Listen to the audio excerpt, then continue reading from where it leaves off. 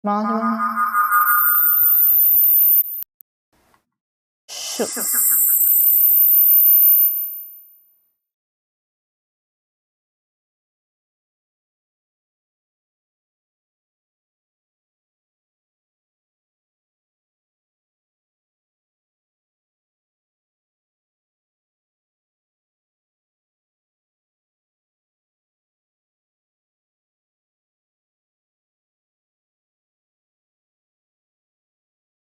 Okay, fine. Yay!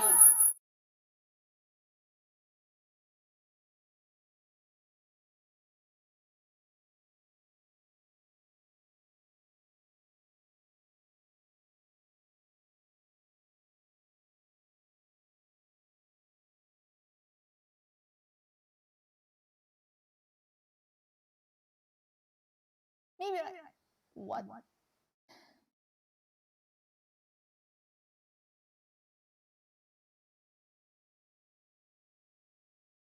Hello?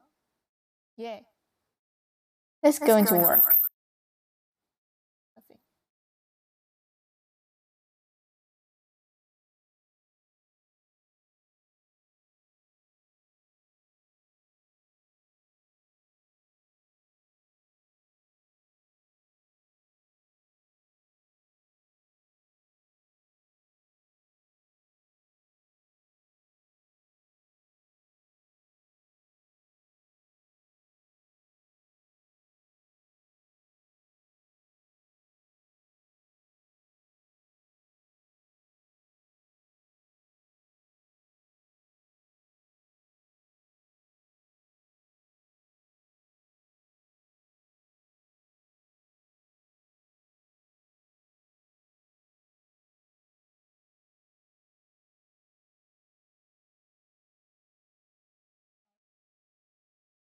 Hi.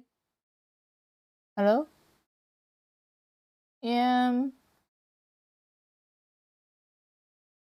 Ouch.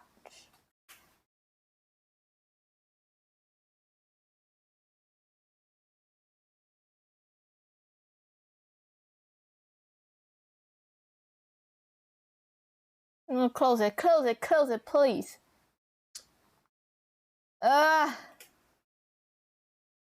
Eric.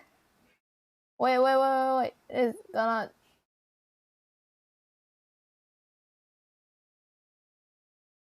It's crashing. Go.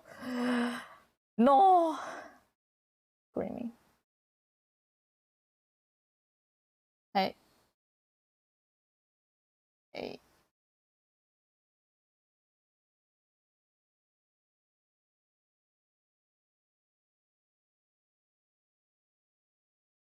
Hey. Yeah. This is working. Yay!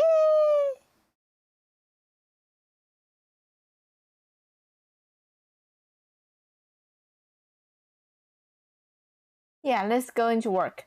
Okay. Okay, so I'm... 所以我怎么讲英文啊？等一下，现在处理新的背景。我是不是按错了？是，我是按错了。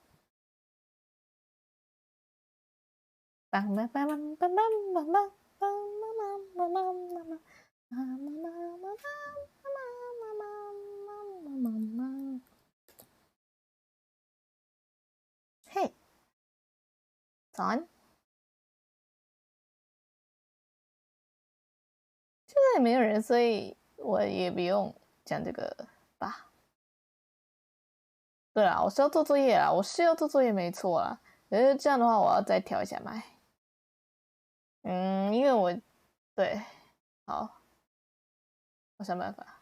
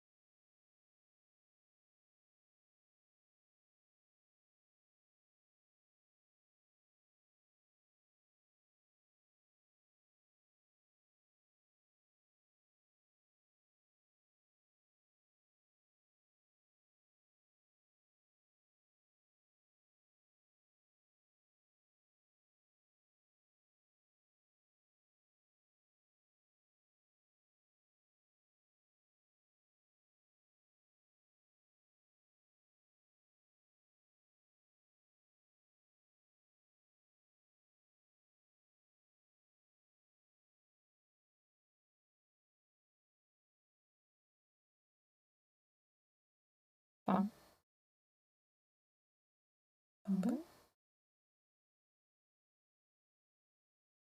And I just want to start by thinking about the first time I can ever remember noticing laughter. This is when I was a little girl. I would have been about 6. And I came across my parents doing something unusual. Well, they were laughing. They were laughing very, very hard. They were lying on the floor laughing. They were screaming with laughter. I did not know what they were laughing at, but I wanted in. I wanted to be part of that. And I kind of sat around at the edge going, whoo-hoo. Now, incidentally, what they were laughing at was a song which people used to sing, which was based around signs in toilets on trains telling you what you could and could not do in toilets on trains. And the thing you have to remember about the English is, of course, we do have an immensely sophisticated sense of humour. But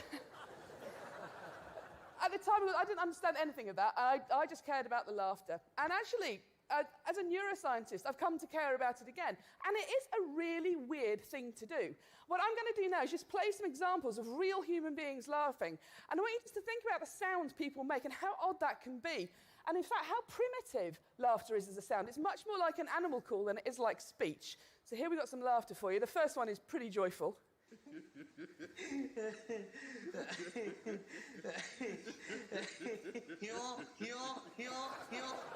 We're off.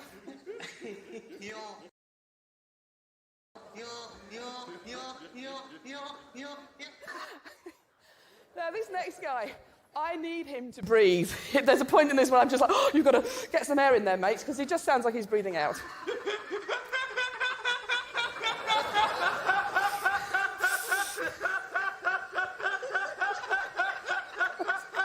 This hasn't been edited. This is him.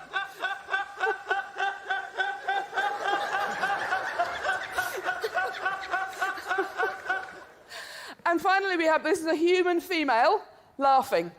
And laughter can take us to some pretty odd places in terms of making noises.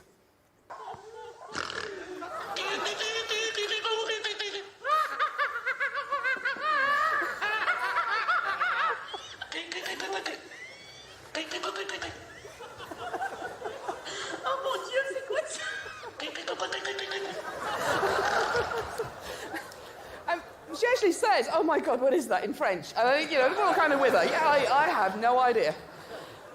Now, to understand laughter, you have to look at a part of the body that psychologists and neuroscientists don't normally spend very much time looking at, which is the rib cage. And it doesn't seem terribly exciting, but actually, you're all using your rib cage all the time. What you're all doing at the moment with your rib cage, and don't stop doing it, is breathing. So you use the intercostal muscles, the muscles between your ribs, to bring air in and out of your lungs just by expanding and contracting your rib cage. And if I was to put a strap around the outside of your chest, it's called a breath belt, and just look at that movement, you see a sort of rather gentle sinusoidal.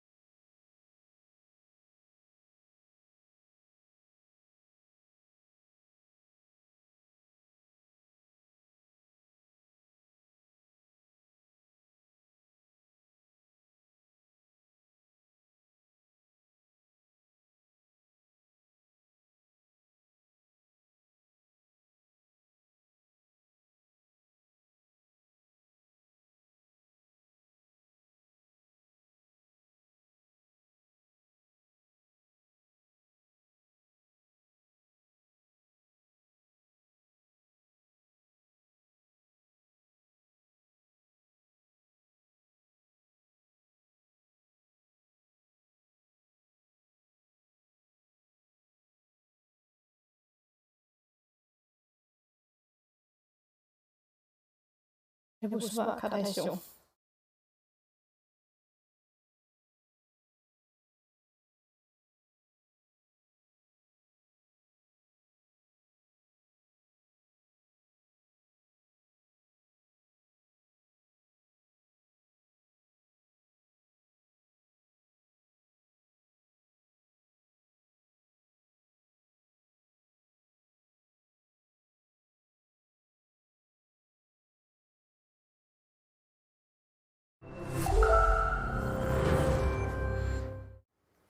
Hi, I'm going to talk to you today about laughter. And I just want to start by thinking about the first time I can ever remember noticing laughter. This is when I was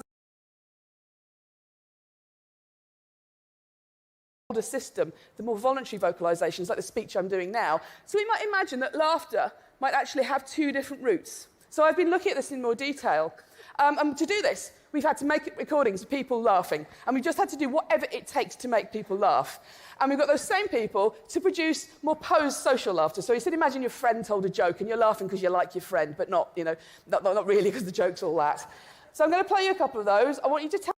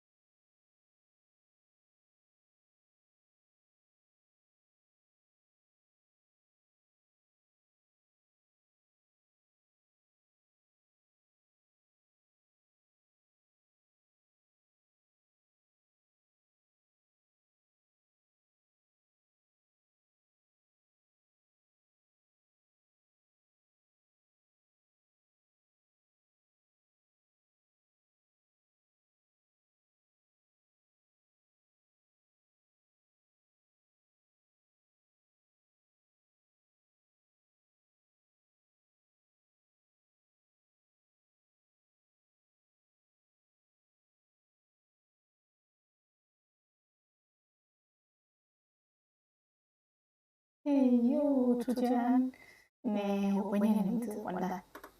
我会念你的名字。我是用电脑呈现一个三方卡包的状态。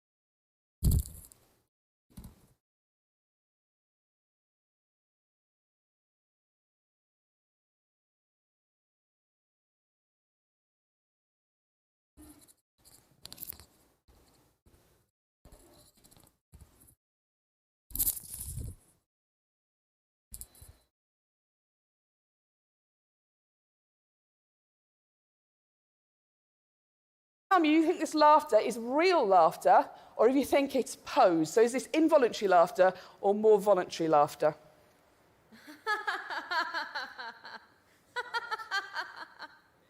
What does that sound like to you? Posed? Posed. How about this one?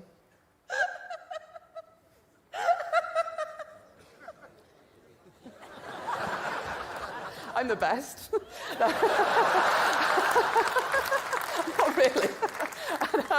Now, that was helpless laughter. And in fact, to record that, all they had to do was record me watching one of my friends listening to something I knew she wanted to laugh at, and I just started doing this. Now, what you find is that people are good at telling the difference between real and posed laughter. They seem to be different things to us. Interestingly, you see something quite similar with chimpanzees. Chimpanzees laugh differently if they're being tickled than if they're playing with each other. And we might be seeing something like that here, these sort of involuntary laughter, tickling laughter, being different from social laughter. They're acoustically very different. The real laughs are longer. They're higher in pitch. When you start laughing hard, you start squeezing air out from your lungs under much higher pressures than you could ever produce voluntarily. So, for example, I could never pitch my voice that high to sing. And also, as I say, you start to get these sort of contractions and these weird whistling sounds, all of which mean that real laughter is extremely easy, or feels extremely easy to spot. In contrast, posed laughter, which we sort of think, well, it might sound a bit fake. Actually, it's not. It seems to be, it's such an important social cue. We use it a lot. We're choosing to laugh in a lot of situations. It seems to be its own thing. So, for example, you find nasality in posed laughter, that kind of ha-ha-ha-ha sound, that you never get, you could not do if you were laughing involuntarily. So there do seem to be genuinely these two different sorts of things. We took it into the scanner to see how brains respond when you hear laughter. And when you do this, this is a really boring experiment. We just played people real and posed laughs. We didn't tell them it was a study on laughter, and we put other sounds in there to distract them. And all they're doing is lying, listening to sounds. We don't tell them to do anything. Nonetheless, when you hear real laughter and when you hear posed laughter, the brains are responding completely differently, significantly differently. What you see in the regions in blue, which lies in auditory cortex, are the brain areas that respond more to the real laughs. And what it seems to be the case, when you hear somebody laughing involuntarily, you hear sounds you would never hear in any other context. It's very unambiguous, and it seems to be associated with greater auditory processing of these novel sounds. In contrast, when you hear somebody laughing in a posed way, what you see are these regions in pink, which are occupying brain areas associated with mentalizing, thinking about what somebody else is thinking. And I think what that means is, even if you're having your brain scanned, which is completely boring and not very interesting, when you hear somebody going, ah, ha, ha, ha, ha, ha, you're trying to work out where they're laughing. Laughter is always meaningful. You are always trying to understand it in context, even if, as far as you're concerned, at that point in time, it's not necessarily anything to do with you. You still want to know why those people are laughing. Now, we've had the opportunity to look at how people hear real and posed laughter across the age range. So this was an online experiment we ran with the Royal Society. And here we just asked people two questions. First of all, they heard some laughs and they had to say, how real or posed do these laughs sound? The real laughs are shown in red and the posed laughs are shown in blue. And what you see is there is a rapid onset. As you get older, you get better and better and better at spotting real laughter, such that 6-year-olds are at chance. They can't really hear the difference. By the time you are older, you get better. But interestingly, you do not hit peak performance in this data set until you're in your late 30s and early 40s. You don't understand laughter fully by the time you hit puberty. You don't understand laughter fully by the time your brain is matured at the end of your teens. You're learning about laughter throughout your entire early adult life. If we turn the question round and now say not what does the laughter sound like in terms of being real or posed, but we say how much does this laughter make you want to laugh? How contagious is this laughter to you? We see a different profile. And here, the younger you are, the more you want to join in when you hear laughter. Remember me laughing with my parents and I got no idea what was going on. You really can see this. Now everybody, young and old, finds the real laughs more contagious than the posed laughs, but as you get older, it all becomes less contagious to you. Now either we're all just becoming really grumpy as we get older, or it may mean that as you understand laughter better, and you are getting better at doing that, you need more than just hearing people laugh to want to laugh. You need the social stuff there. So we've got a very interesting behaviour about which a lot of our sort of lay assumptions are incorrect. But I'm coming to see that actually there's even more to laughter than it's an important social emotion we should look at, because it turns out people are phenomenally nuanced in terms of how we use laughter. There's a really lovely set of studies coming out from Robert Levinson's lab in California, where he's doing a longitudinal study with couples. He gets married couples, men and women, into the lab, and he gives them stressful conversations to have while he wires them up to a polygraph so he can see them becoming stressed. So you've got the two of them in there, and he'll say to the husband, tell me something that your wife does that irritates you. And what you see is immediately, just run that one through your head briefly, you and your partner, you can imagine everybody gets a bit more stressed as soon as that starts. You can see physically people become more stressed. What he finds is that the couples who manage that feeling of stress with laughter, positive emotions like laughter, not only immediately become less stressed, they can see them physically feeling better, they're dealing with this unpleasant situation better together, they are also the couples that report higher levels of satisfaction in their relationship and they stay together for longer. So in fact, when you look at close relationships, laughter is a phenomenally useful index of how people are regulating their emotions together. We're not just emitting at each other to show that we like each other, we're making ourselves feel better together. Now, I don't think this is going to be limited to romantic relationships. I think this is probably going to be a characteristic of close emotional relationships such that you might have with friends, which explains my next clip, which is of a YouTube video of some young men in the former East Germany on making a video to promote their heavy metal band, and it's extremely macho and the mood is very serious. And I want you to notice what happens in terms of laughter when things go wrong and how quickly that happens and how that changes the mood. He's cold, he's about to get wet, he's got swimming trunks on, got a towel. Ice. What might possibly happen? Video starts. Serious mood. And my new band is called Skill. We're off. And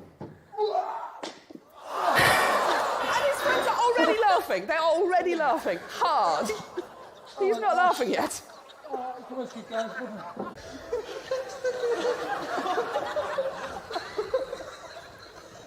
They're on the floor. They're full.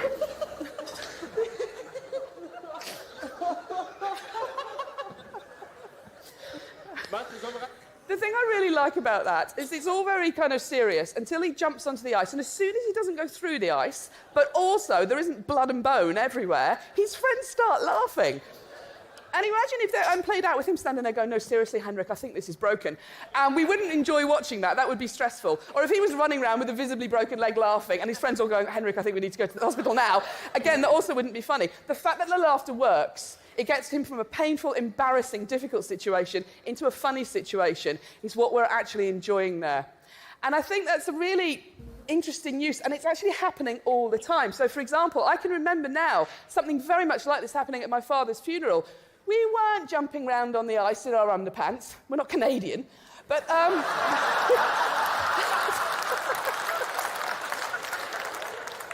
these events are always difficult. I had a relative who was being a bit difficult. My mum was not in a good... It's all very kind of serious until he jumps onto the ice. And as soon as he doesn't go through the ice, but also there isn't blood and bone everywhere, his friends start laughing. And imagine if they played out with him standing there going, no, seriously, Henrik, I think this is broken. And we wouldn't enjoy watching that. That would be stressful. Or if he was running around with a visibly broken leg laughing and his friends all going, Henrik, I think we need to go to the hospital now. Again, that also wouldn't be funny. The fact that the laughter works, it gets him from a painful, embarrassing, difficult situation into a funny situation is what we're actually enjoying there. And I think that's a really interesting use, and it's actually happening all the time. So, for example, I can remember now something very much like this happening at my father's funeral. We weren't jumping around on the ice in our underpants. We're not Canadian. But,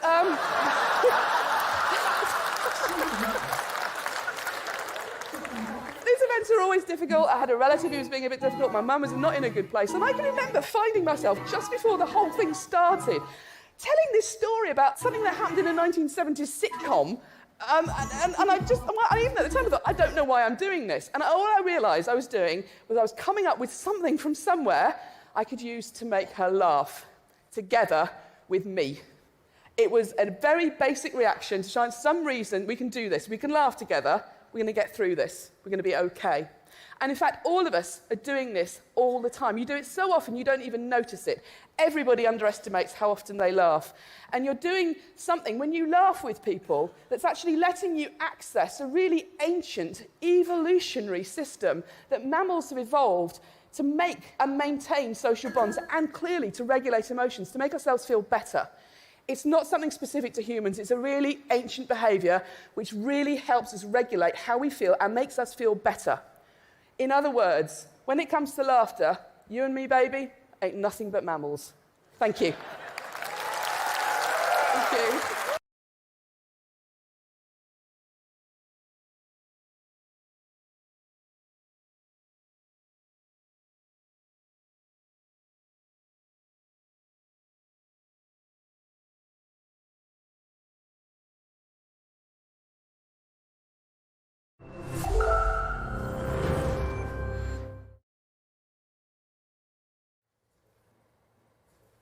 The brain is an amazing and complex organ. And while many people are fascinated by the brain, they can't really tell you that much about the properties about how the brain works because we don't teach neuroscience in schools. And one of the reasons why is that the equipment is so complex and so expensive that it's really only done at major universities and large institutions. And so in order to be able to access the brain, you really need to dedicate your life and spend 6.5 years as a graduate student just to become a neuroscientist to get access to these tools. And that's a shame because 1 out of 5 of us, that's 20% of the entire world, will have a neurological disorder. And there are 0 cures for these diseases. And so it seems that what we should be doing is sort of reaching back earlier in the education process and sort of teaching students about neuroscience, and so that in the future they may be thinking about possibly becoming a brain scientist. And so when I was a graduate student, my lab mate Tim Marzullo and myself decided that, what if we took this complex equipment that we have for studying the brain and made it simple enough and affordable enough that anyone, an amateur or a high school student could learn and actually participate in the discovery of neuroscience. And so we did just that.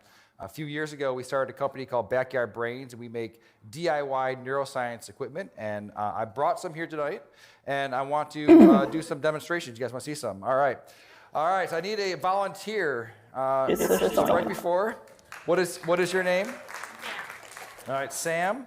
I'm going to record from your brain. Have you had this before? No. Okay. All right. I need you to stick out your arm for science. Roll up your sleeve a bit. All right. And so what I'm going to do, I'm putting electrodes on your arm, and you're probably wondering, I just said I'm going to record from your brain. What am I doing with your arm?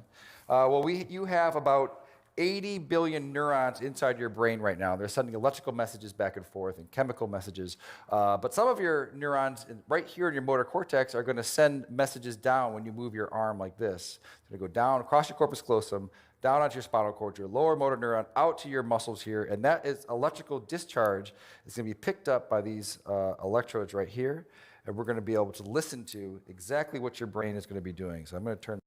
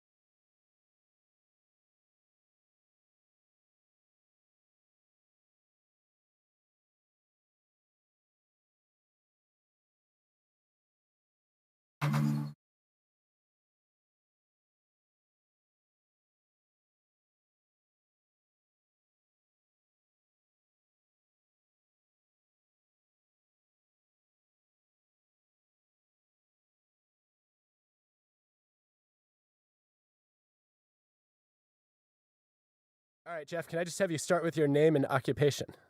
My name is Jeff Nunberg. I'm a professor and a linguist. How in the world does a linguist end up writing a book about assholes? Well, who better than a linguist? Heads up, this episode is going to use a lot of that word. Linguist. No, not that one. Bounder. No, Cad. no, Asshole! Phony. no, and no. Those words all articulated a certain sense of the moral life. And asshole comes along and kind of displaces them. Today, we're talking about assholes. Somebody who cheats on his wife, but not necessarily on his expense reports.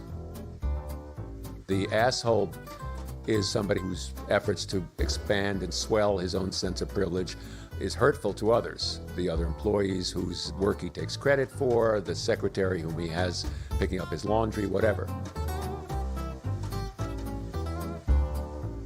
Look, I know it's not a polite word, but it's not going away. And neither are assholes. And the word itself evokes a feeling in us that something tamer like jerk just doesn't. So we're going to use the word, because that's what the pros do. I said, I want to use the word asshole, and you would never publish that in Harvard Business Review. She said, try me.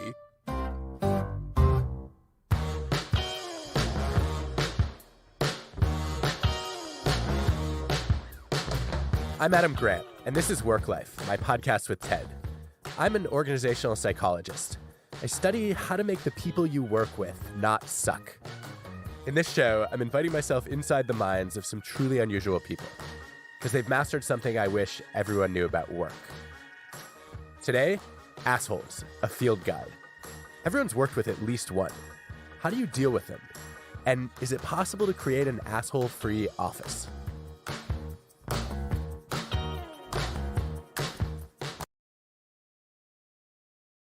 I'm interested in that we could create an asshole-free. Asshole-free what? Asshole-free classroom? Asshole-free school? In public school, there are a lot of assholes. No, there. Maybe I don't have the right to say it because I'm just too very good at something, but bad at social. And neither am I. I'm good at neither of them. Maybe I don't have a right to call him an asshole, but working with them is sometimes really exhausting. So, okay. I will just make sure I record my beautiful English. Just joking. Thanks to Bonobos for sponsoring this episode.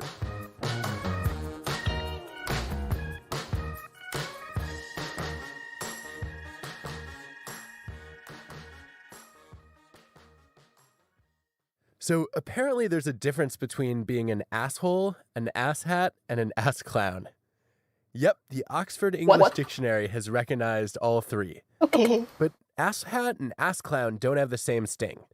They're mostly synonyms for obnoxious. An asshole is someone who disrespects and demeans other people and either denies it or just doesn't care. Think about the assholes you've had to work with. How do they show it? Sometimes it's passive-aggressive, stealing credit, doling out blame unfairly, invading privacy, breaking promises. Other times it's active-aggressive, bad-mouthing, screaming, ridiculing.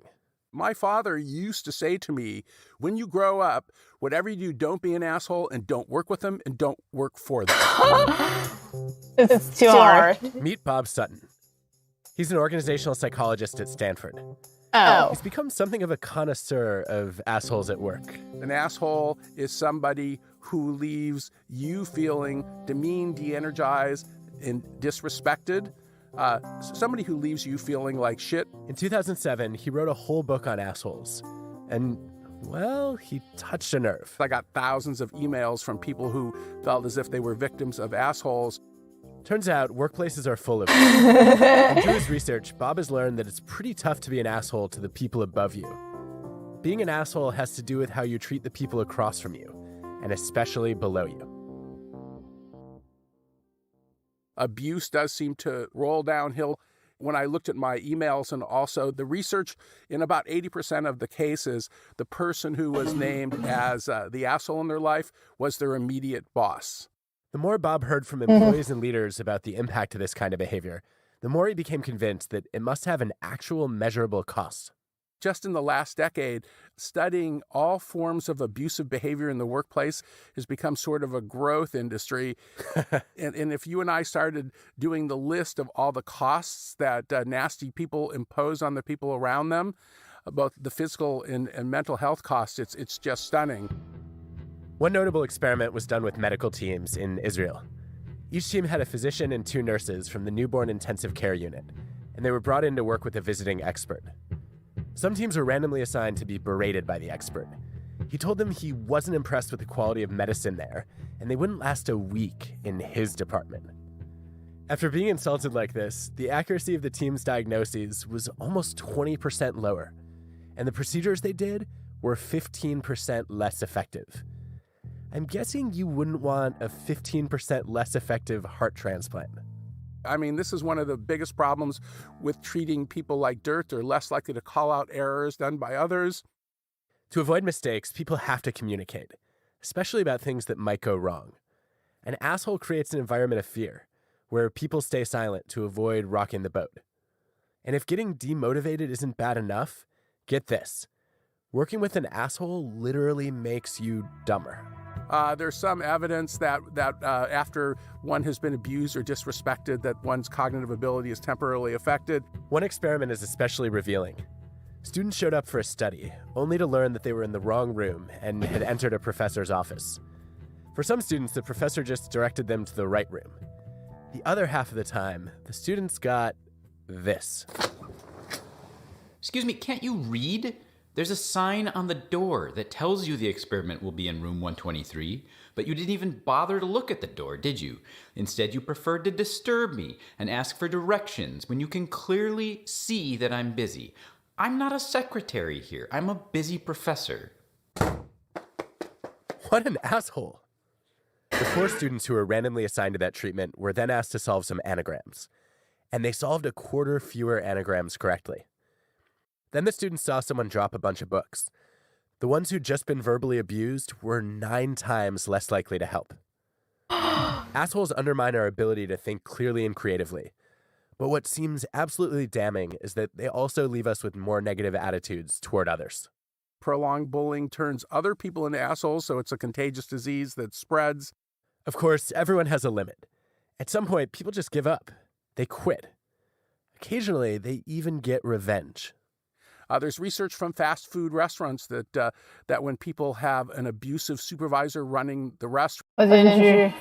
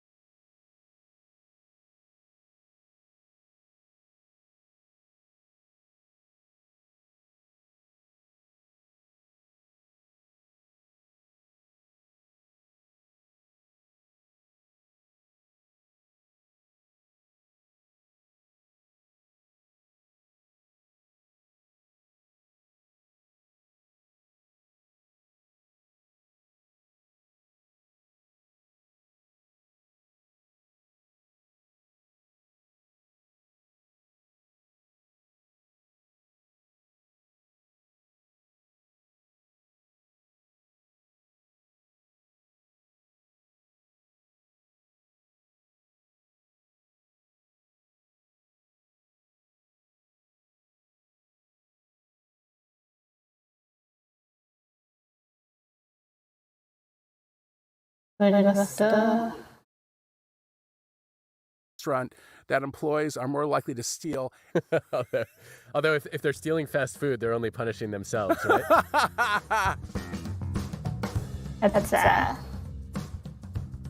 When I talk about the cost of assholes at work, there are people who push back. They say sometimes you just need to be an asshole to be successful. Yay! And there's one example that pops up every time. Let's call it the Steve Jobs question. What? Recently, I had a chance No to way. sit down with someone uniquely qualified to weigh in on it. Well, he was a deeply spiritual, very intense person who had rough edges and was nasty at times and mean. This is Walter Isaacson. He wrote the definitive biography on Steve Jobs, spending countless hours with him and hundreds of people who worked closely with him. When I started working on Steve Jobs, Wozniak said to me, the main question you have to answer is, did he have to be so mean? Ruthless, deceitful, cruel. These are words that have often been applied to Jobs, very frequently by his closest friends. Early on, Jobs screwed his co-founder out of a big bonus and lied about it. He screamed and swore at colleagues, belittled employees, and harassed interviewees by asking about their sex lives. This kind of behavior was what led Jobs to get forced out of Apple, his own company, in the 80s. Take it from one of his longtime collaborators, Apple engineer and designer Johnny Ive. He told Walter Isaacson that when Jobs got frustrated, his way to achieve catharsis was to hurt someone. According to Ive, Jobs felt he had a liberty and a license to do that. Working with him, I was subject to watching him sort of have that very mercurial personality, as he put it. I think we both know a fair number of entrepreneurs who have sort of held Jobs up as their role model and said, look, he wasn't the nicest guy in the world. And, that's proof that this is sometimes how you have to be. Did he succeed in spite of or because of his cruelty, in your view? I guess my answer in retrospect is no, you don't have to be that mean. You don't have to. There's a huge difference between being demanding and being demeaning. Being demanding is having extremely high standards and pretty low tolerance for work that falls below them. Being demeaning is devaluing other people as human beings, treating them with such disrespect that they feel worthless. When I asked Steve at the end of the book, did you have to be so mean? Did you have to be so cruel to people? He said to me, when people do something that sucks, I just have to tell them it sucks because I'm just a middle-class kid trying to make sure I don't have B players on my team. And so I can't afford to be gentle and nice. Research suggests that leaders who demean their employees have learned to rationalize aggression. They see that it sometimes gets short-term results, while the long-term damage is often invisible to them. So they justify it as necessary to achieve their goals. Which means, if you think you have to be an asshole to be successful, you might be an asshole. That's great for your shoes. They just What have you done?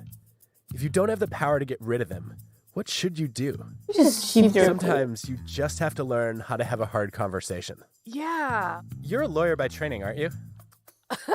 Do you mean, am I an asshole by training? Yes, I am.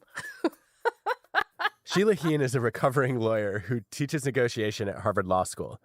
She co-founded a company that specializes in conflict mediation and co-authored the book Difficult Conversations. Basically, Sheila's job is teaching people how to deal with an asshole and how to avoid acting like one.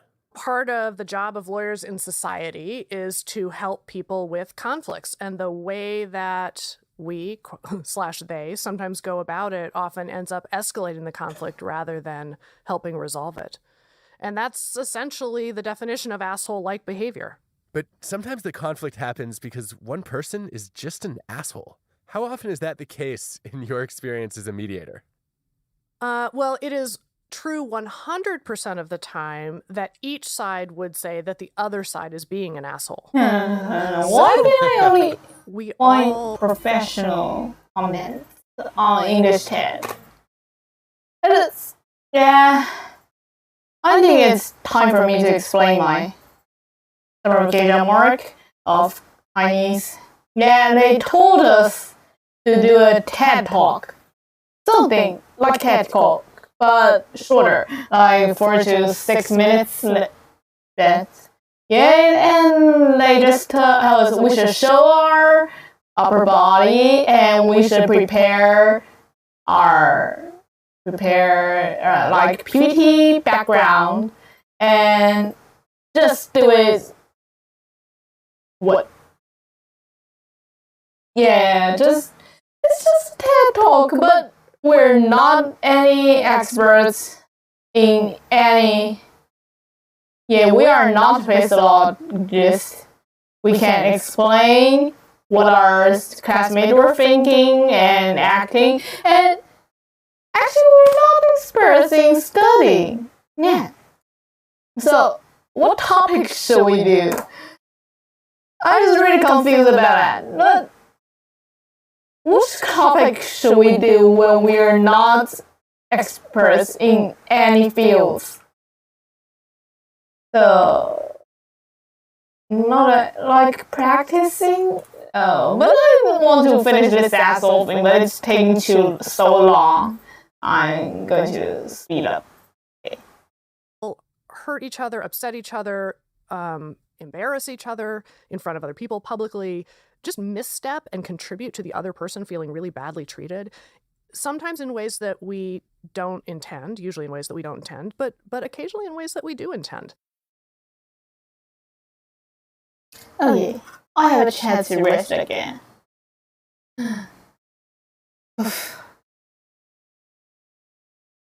tell everyone I actually doing a English debut to attach somebody to screen. I just switched to the YouTube Studio tab and hey.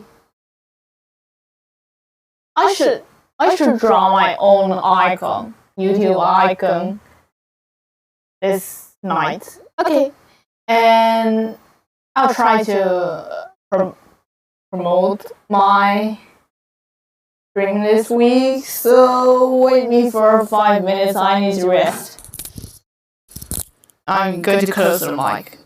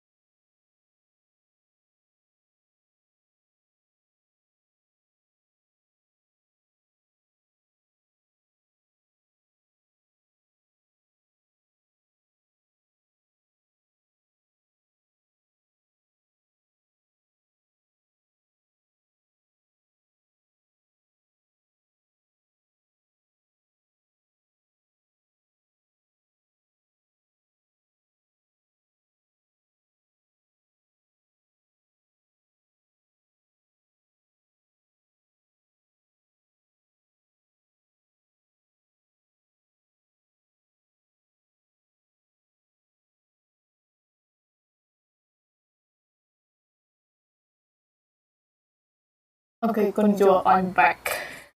And I was just playing on my phone and I didn't get any rest. I didn't get any rest. Right. Like in the online school time, my nearsighted has been increased by 100 degrees of nearsighted, and I just can't see clearly. I guess about 6 meters. 6 meters far. I can't see clearly with my glasses on. And it was stuck. Stuck again. Okay. No now. Okay, I can go back to rest. Yay. I'm so happy. No? Let's stop. What I was thinking. I want to draw some.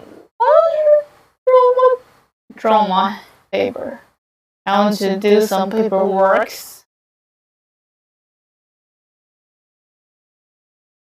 Okay, anyways, I'm going to learn how to deal with assholes.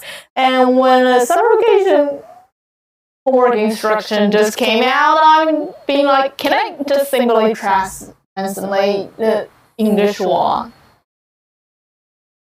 My mom told me, yeah, that would be a good idea, but I'll get flunked. No, I don't think that. I just don't pick the hot ones.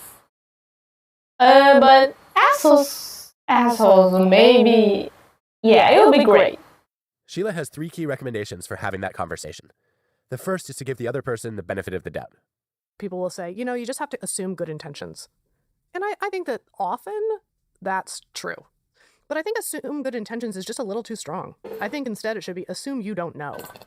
And that's the conversation that we need to have, because I don't know what was up with you, but whatever it was, it's a problem. So let's figure that out and see if we can fix it. That's fantastic. Yeah, because that motivates me then to go and find out whatever I'm missing, right? Like I'll go and try to learn, like, what were you thinking? What was your intent? What was going on in that situation? That's really helpful. Well, and I love the orientation that just created for you, which is that now you actually have a little bit of curiosity. And so the conversation isn't about, letting her have it and straightening her out and letting her know she shouldn't be an asshole next time. The conversation is about, now I'm just curious what was going on with you because I was surprised by it and we should address it so that we just won't have this problem next time. That's a orientation that is much more likely to produce a better conversation and to solve the problem if it's solvable. You can calm down and help your ass. Total asshole. How should you deal with them? Yeah. The dilemma is that the worst thing you can do in many ways is to do nothing over time. But the second worst thing that you can do is to fight back in the moment. They've been playing that game, if they're a certified asshole, for a very long time. So you are agreeing to basically play the game on their turf. But as soon as you are able, whether that's an hour later or the next morning, that you come back to them to have a conversation. Sheila's second tip for talking to office assholes is to make sure you don't put them on the defensive. What you're going to want to say to them is something like, I don't know why you feel the need to, undermine me or demean me. I don't know why you feel the need to humiliate everybody and control everything. That's what you want to say to them. But that Wait, I'm not supposed to say that? You can say it in your head. You can say it in front of the mirror if it'll make you feel better. But what you're doing is you're telling them something about their intentions and their character, and you can bet that they're going to argue with you about that. What they can't argue with is about the impact that it's had on you. So the most important thing is to separate intentions and impact. Sometimes assholes aren't aware of the impact of their own behavior. We know what we're trying to do to get our point across. What we don't see, and people sometimes don't share with us, is just how upsetting, demeaning, unprofessional it was, and the ripple effect that it had throughout the team and the organization. Sheila's third suggestion is to help them find a less demeaning way to accomplish their goals. I once worked with a colleague who was known to yell at people occasionally in meetings. The first time I saw it happen, I called afterward to explain that I found it disrespectful and unprofessional. My colleague said, well, it was necessary to get my point across. And I realized this was someone who had rationalized aggression. I wasn't sure what... Wait, I'm going to try something. There's nobody online, yeah? There's nobody online, so I'm going to test my English listening. Listening. Okay, I'm going to leave the screen. On the same time, give my eye time to rest. And okay, I'll turn it back to normal speed. Normal. Go. What to do at that point. So I asked Sheila how we should think about responding in a situation like that. If you want to use a little bit of humor in that moment, if you can think of it, when he says, yeah, people feel that way, but it's the only way for me to get my point across, you could say, really? It was my impression that you were smarter than that and more creative than that. So I bet you could come up with some other ways to be just as clear without having to actually rip somebody else apart. But maybe I'm overestimating you. Maybe that's not true. Oh, I love that. So I could actually gently give them a better way to accomplish their goals. Yeah, it's a little, the story in their head is the ends justify the means, right? It was important for me to get my point across, and if some people's feelings were hurt, boo-hoo, that's not as important. Okay. I actually am going to challenge. I can actually talk from here.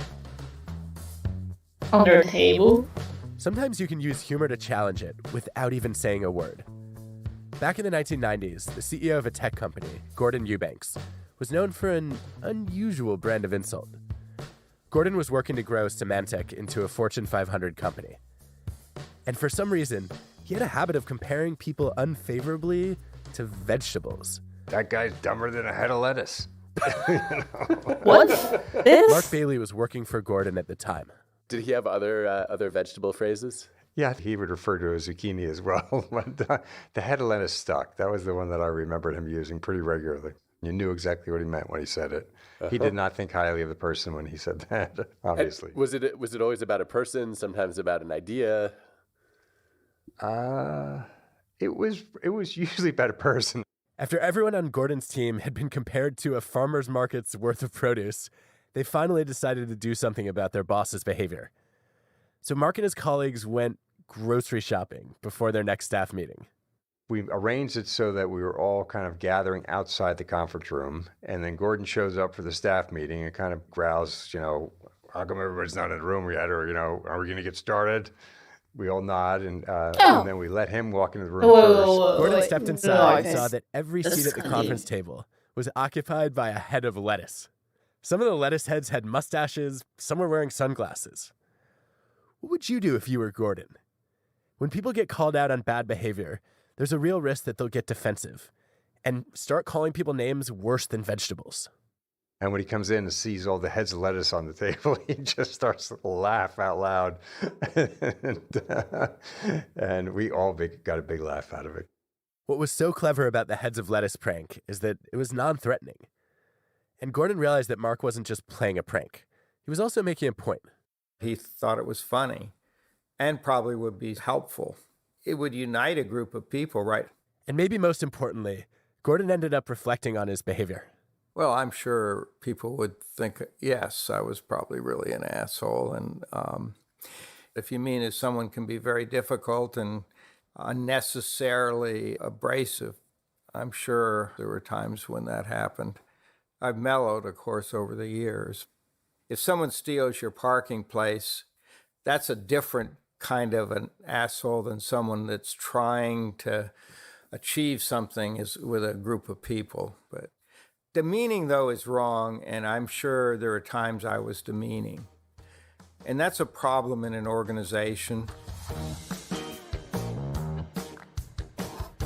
Oh, I'm standing up. Demeaning is a... Back to the screen and...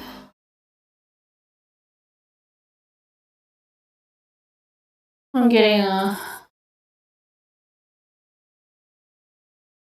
Okay, so...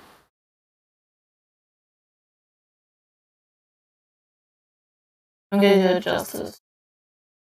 And I just discovered that I can just use the section minutes before about how to deal with assholes to translate it into Chinese. Okay, so where is the transcript? Okay.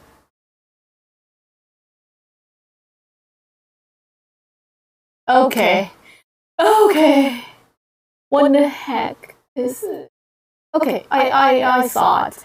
So now I'm going to do this. Okay. Wait a second. I'm going to open a Word document. Oh, Microsoft don't crash.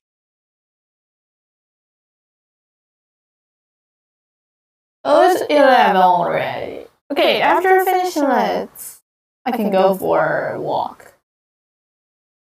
Where? I don't know, but actually I'm on a diet. And now I'm in a place where there's just five breakfast shops. The kind that smells great just standing over there. So maybe it's not a good time to walk out. When? If not now, then when? Before dinner? Nap time? No. I'll just flunk all my. Oh, okay. I'm gonna focus. Stop chatting with your sucking English.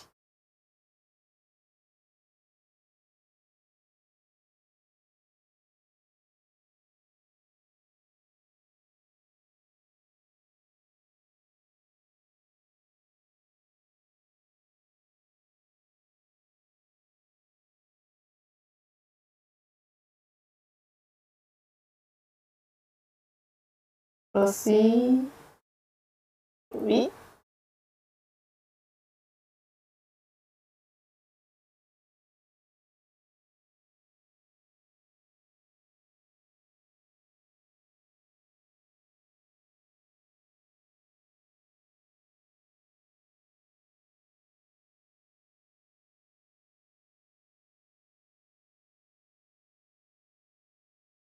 Okay, I'm going to switch screen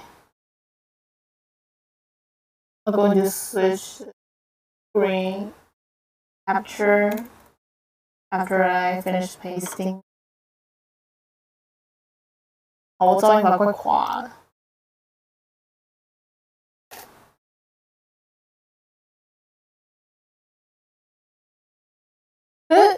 asshole 这个词在中文要怎么表示？因为我在高一，我大可以做这个题目，因为我们老师也是年轻人，他很可以体会这种心情，搞不好做这种题目他会给高分。可是我们学校很多老师的，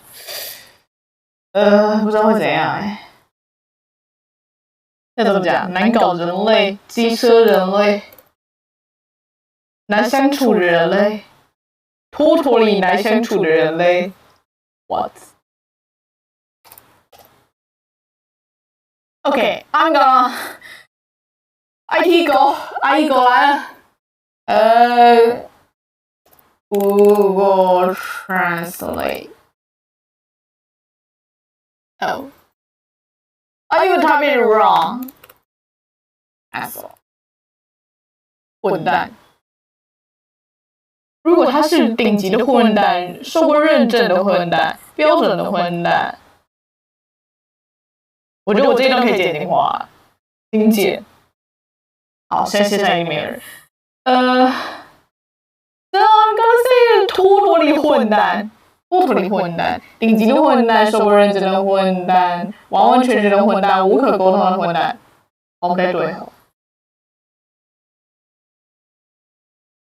OK， 然后我现在 defensive， 先挑哪一个？说我前几年知道的东西撤掉了吗？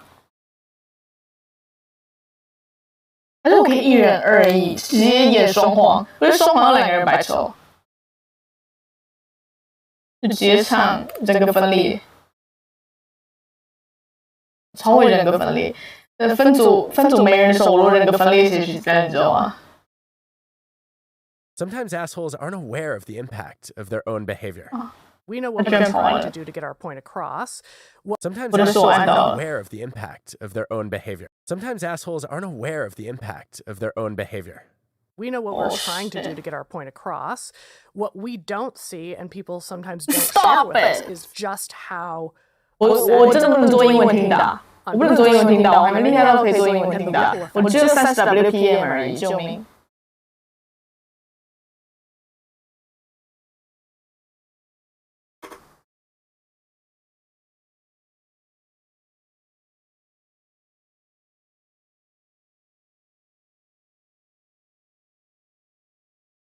After finish translating this, I'm going to have dinner.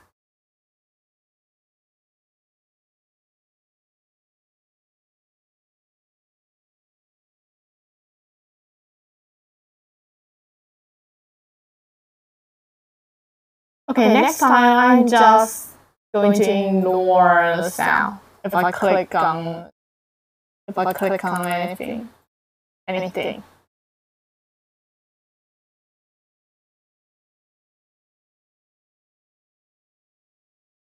A long time spent, but it's bringing me a lot of troubles.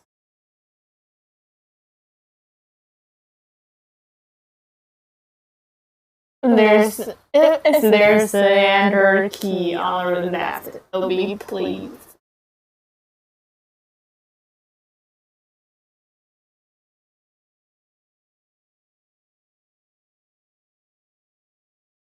TED 最重要的，如果你是非专业，就是要逗大家笑。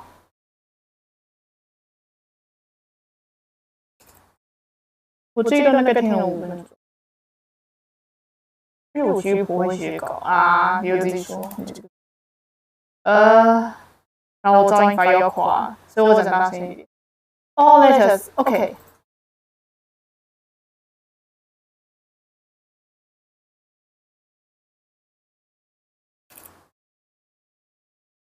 827个英文字，应该不太够吧？16.10。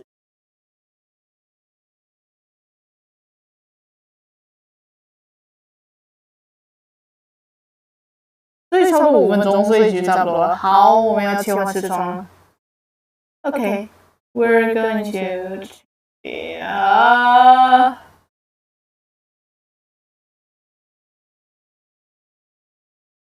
为什么会有小玩家开着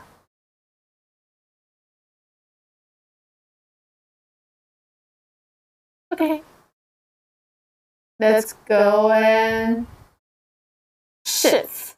Is there anyone online now? No. I still have time. I still have time to cut this shitty thing.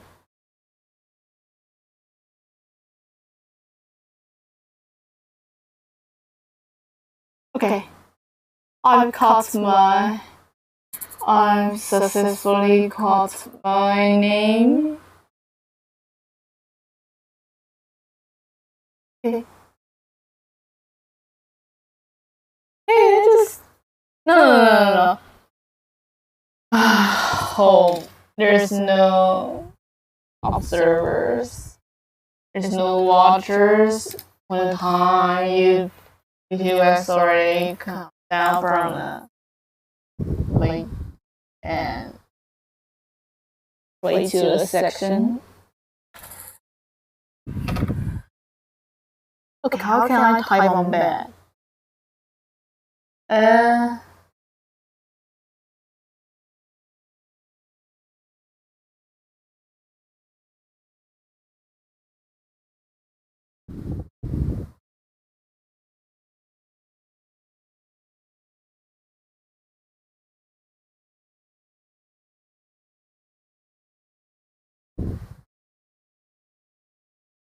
I'm gonna close it. Okay. Sit down, type. This is not very peaceful. Oh. The computer stand on my glasses. I put the computer right on my glasses. Oh.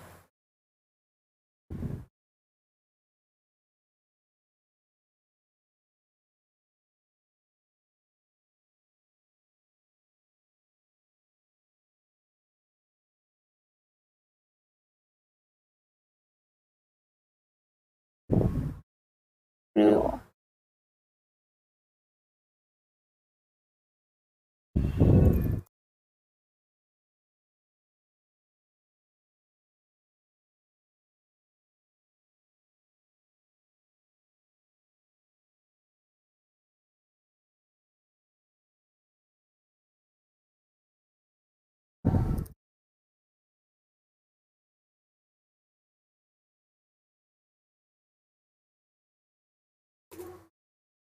그公开侮辱罪，公然侮辱，所以我不能用侮辱这个词，因为变成公然侮辱罪。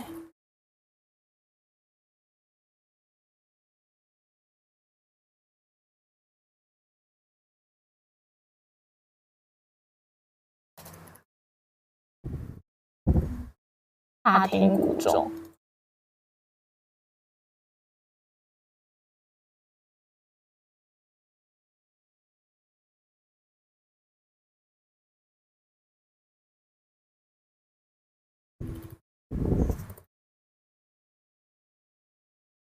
Just misstep. I'm going to Google misstep. Misstep.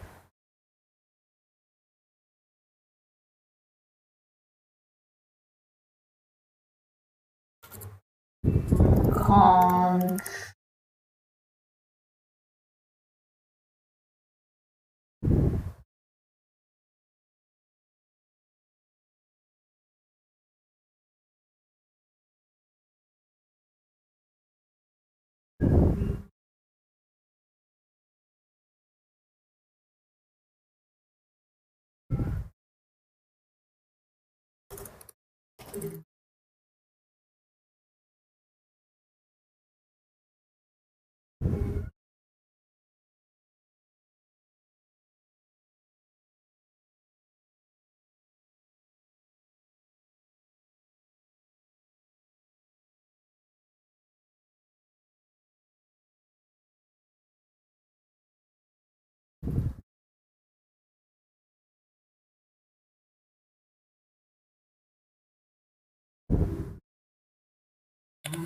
中文一个字就可以用好几个字，怎么办？Step and contribute to our personal madly created. .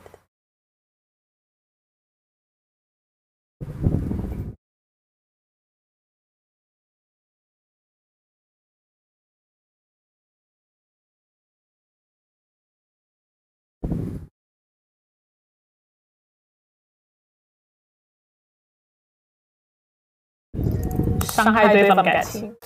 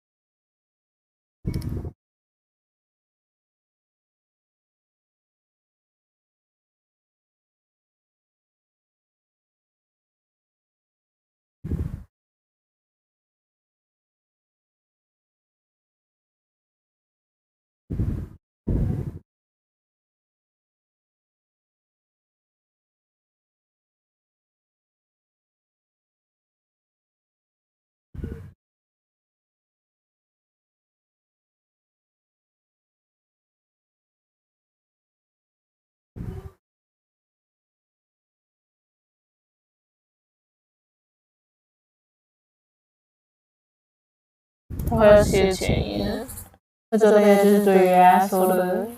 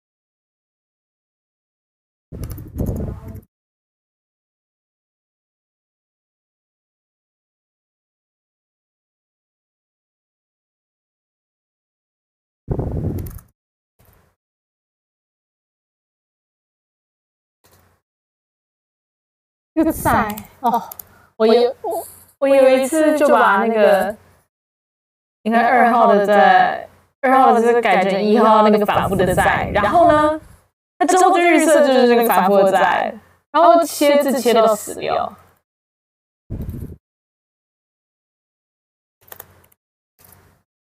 把那个建议要改成什么法则什么鬼的，反正就弄起来帅一点。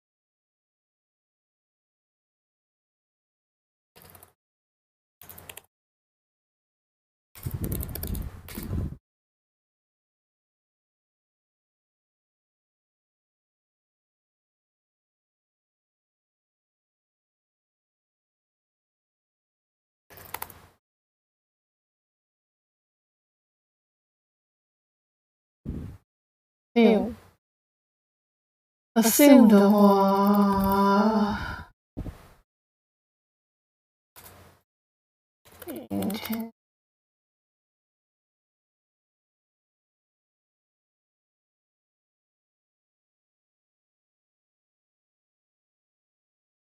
你态度要好一点，你的态度给我拿出来。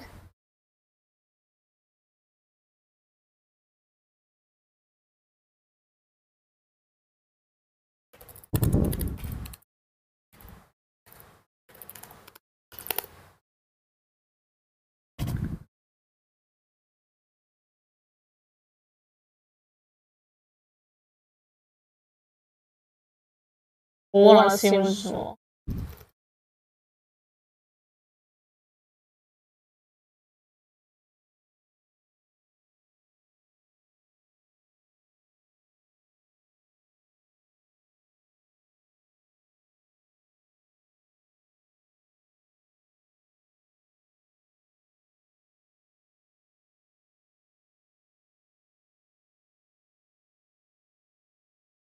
You have to， 你必须假设良好的意图是什么鬼啊？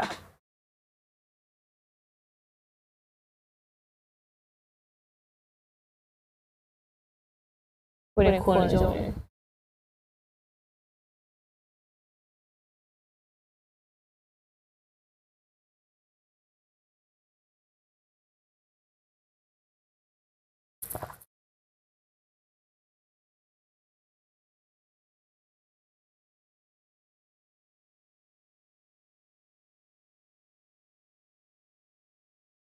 我现在在看我的画面，那个左上，因为我本来那个 live 的地方，我今天早上自己把那个框框做好了，这个配线背景，我就觉得不错啦，看起来不错，就是有点太女性化之类的。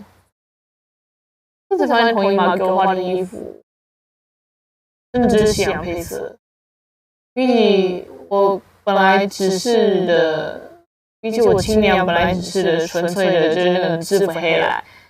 我因为加了一点紫色，可是我加的颜色，是同一码。现在就是说到这里，现在同一家也只剩我在说黑灰优彩，黑灰优彩还有在，然后同一家女一，目前那个七海系下还没开始，对吧？所以对同一家现在只有5个里面就有4，我严格来说算同一家的嘛，因为严格来说，我不同意马的儿子。严格来说，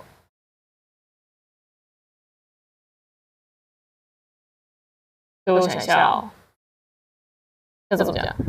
就现在本来同一家有4个啊，我真的哦，我不想是谁了吼。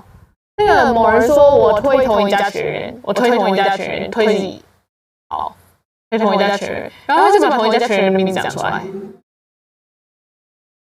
然后他问我。没有，他记得我，他忘了我名字怎么讲，他知道我的存在，但他忘了我名字怎么讲，问我名字叫什么？会不会？对，反正现在同一家，你看男星勇、林健哥这2个同一家最火的，现在都暂停了啊，就表示我更努力啊，太难过。可是我基本上生活重心就不在直播上啊，没办法，我就还是个无名学生，学测还没考。说真的，我也不知道接下来学测会变成什么丑样，所以我真的没办法天天直播，真的没办法。那些你们所认为的神奇的补习班老师，也是给我蛮大压力，所以对啊，光补习时间就很多啊，就基本上没办法。平日是晚上，假日晚上时间也不太行。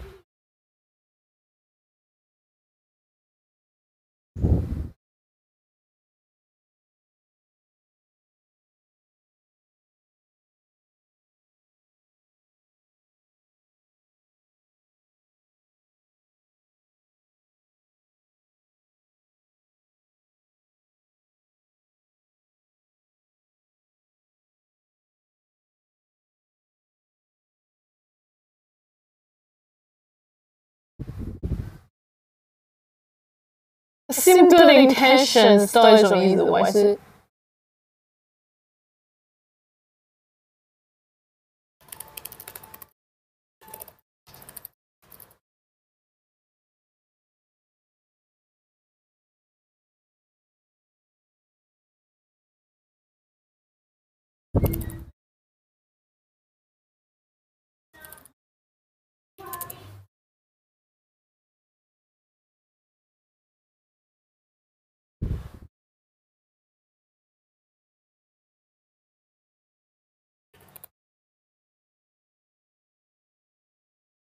good intentions， 所以 good intentions 是指良好的意图。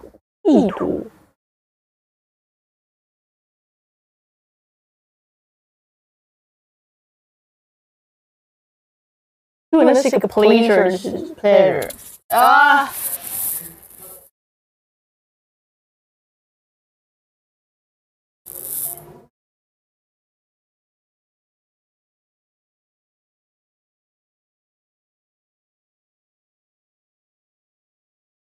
我能光背着这个，好困。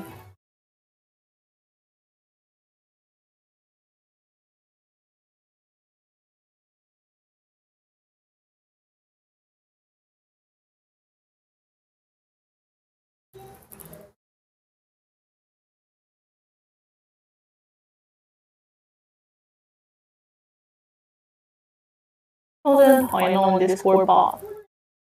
Discord 有一些 bot 就是一直狂转推特啊，然后他每发一个贴文，他就会 tag it to everyone， 应该是那个使用者设定的问题吧，但是每次推文放一次那个 everyone tag 真的是很破烦。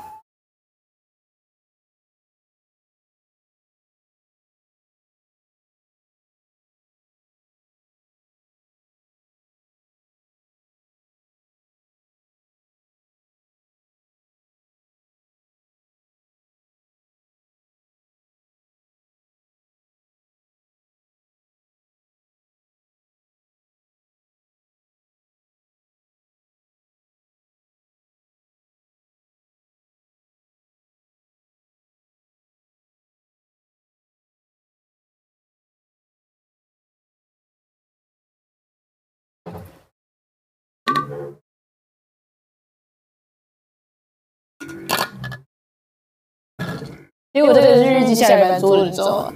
这个礼拜我教你大纲，下礼拜我能写稿，预计下礼拜能写稿。所以我现在已经能写稿，所以我进度等于写一个礼拜。好耶！如果7月12号解封的话，我就可以跟同学吃饭了。可是如果7月12号解封的话，第一个解的也绝对不会是吃饭，要吃饭的地方。好，我看学校网站，我实在太无聊了。没有 ，nothing。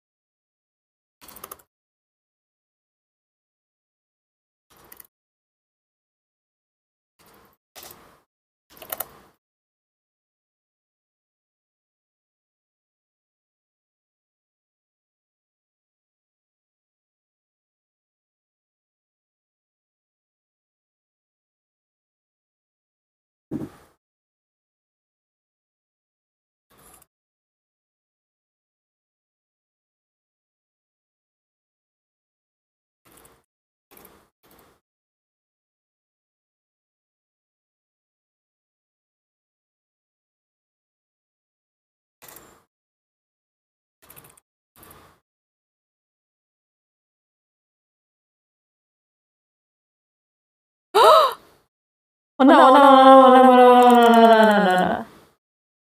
完蛋！蚂蚁爬进键盘里了。键盘可以拆开吧？可拆开搞不好就装不回去，还在那边夹死在里面。那是因为被夹死在里面。哦，他是被夹死在里面。那太惊悚了。好了。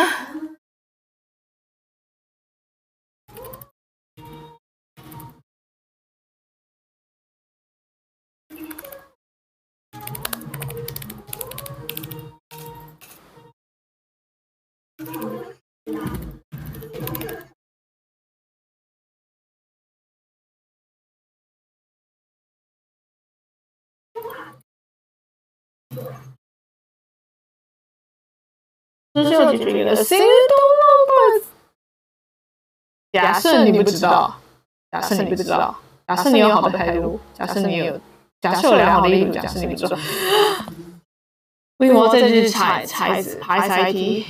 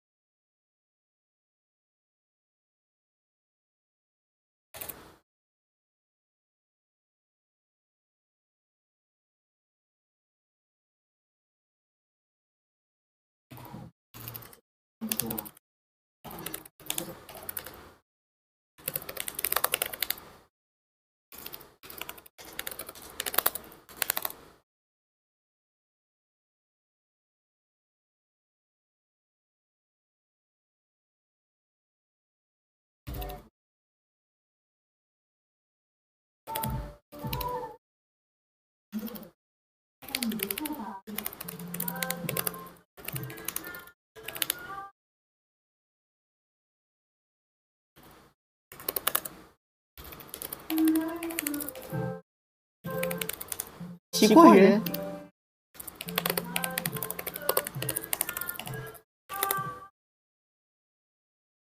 Intel。Intel。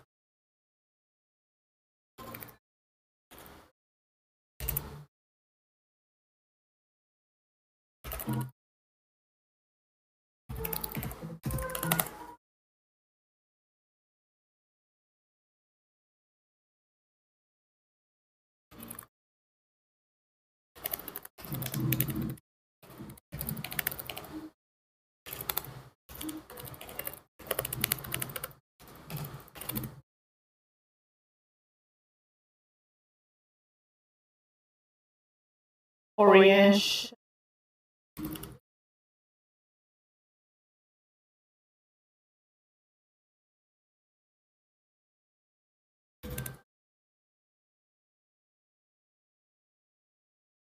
这房子对了。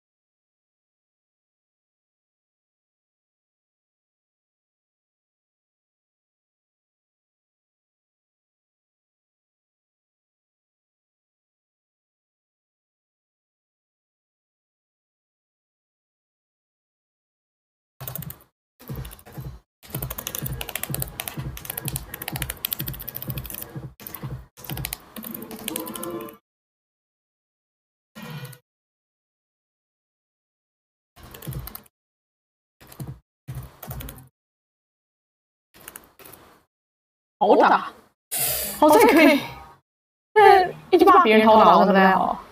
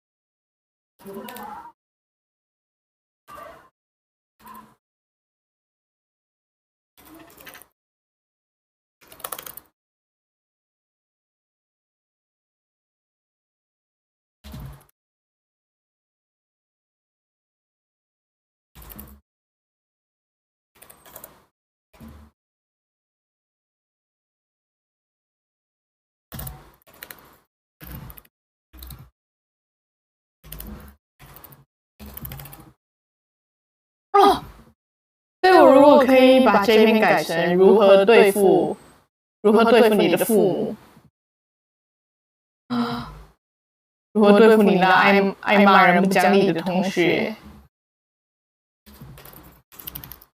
正面对冲。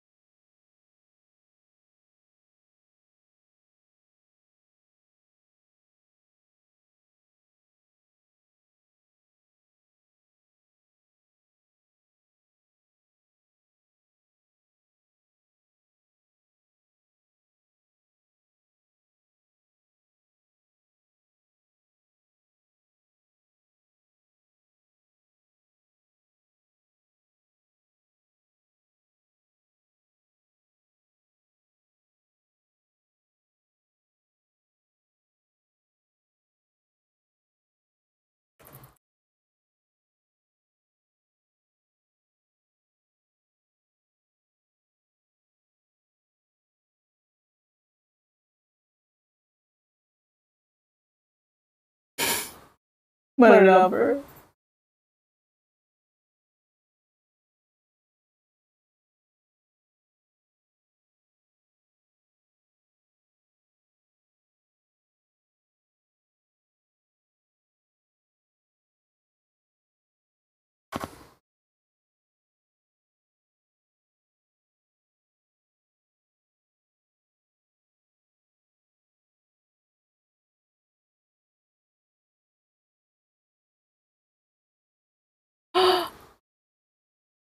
哦，印象香水瓶哎，哦，对，没错，我去逛社群了。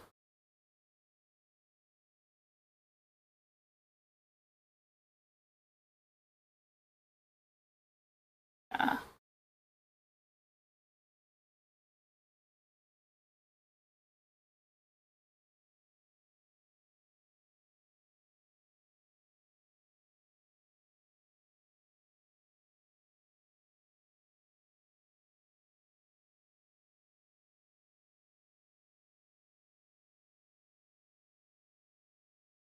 ，500块，好贵。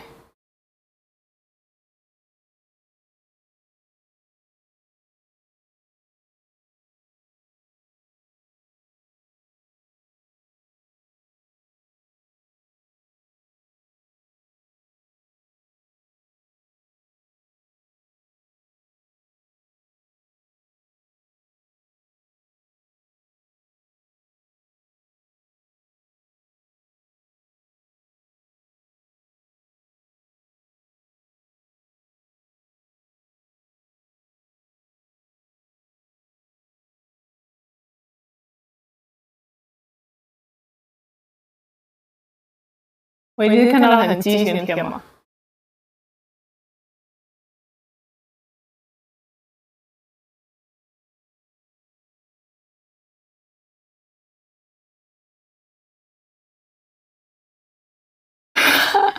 哪一点？我的意思是说自己英文很烂，然后应用英语。Do you understand? Do you understand? 你这都看很久，你也在懂他在讲什么。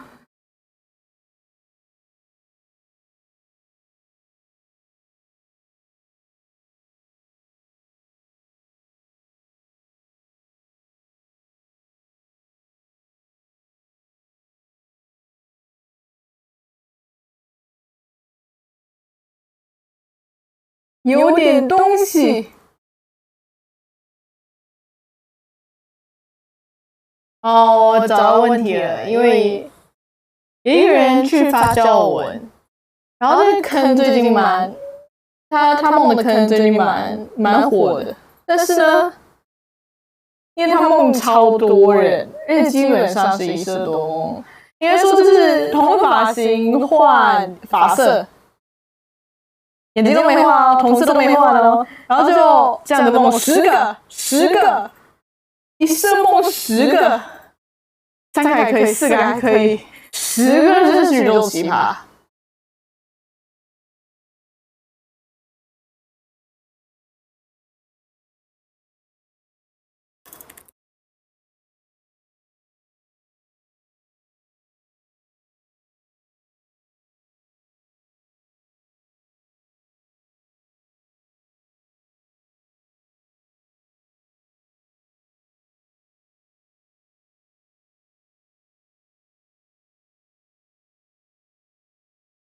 Defensive 不是防守吗 ？Defensive， 我为什么把翻译关掉了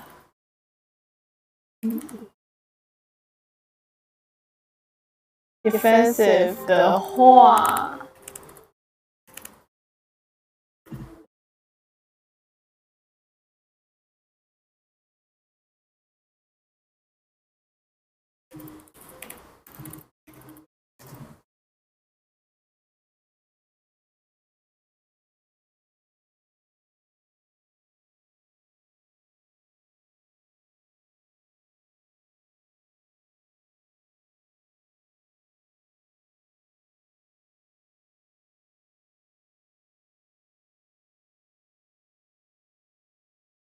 夺出排名，让他们反的话，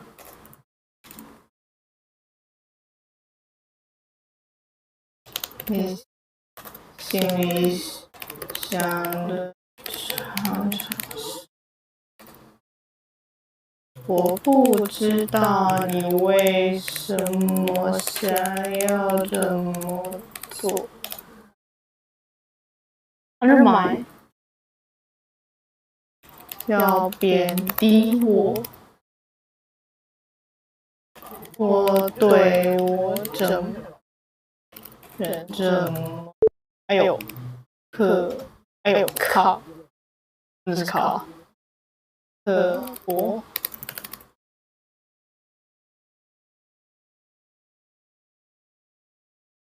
我真的不知道。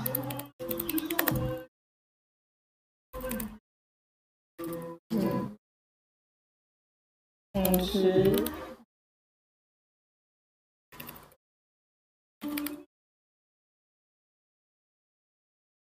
觉得自己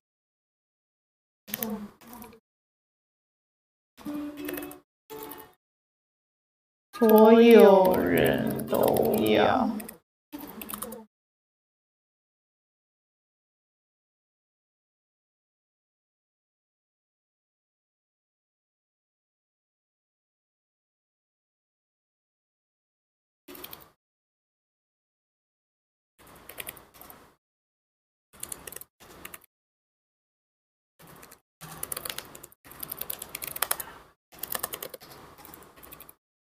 啊！我突然想到，该不会有同校的？该不会有同校的？要是有同校在看我直播怎么办？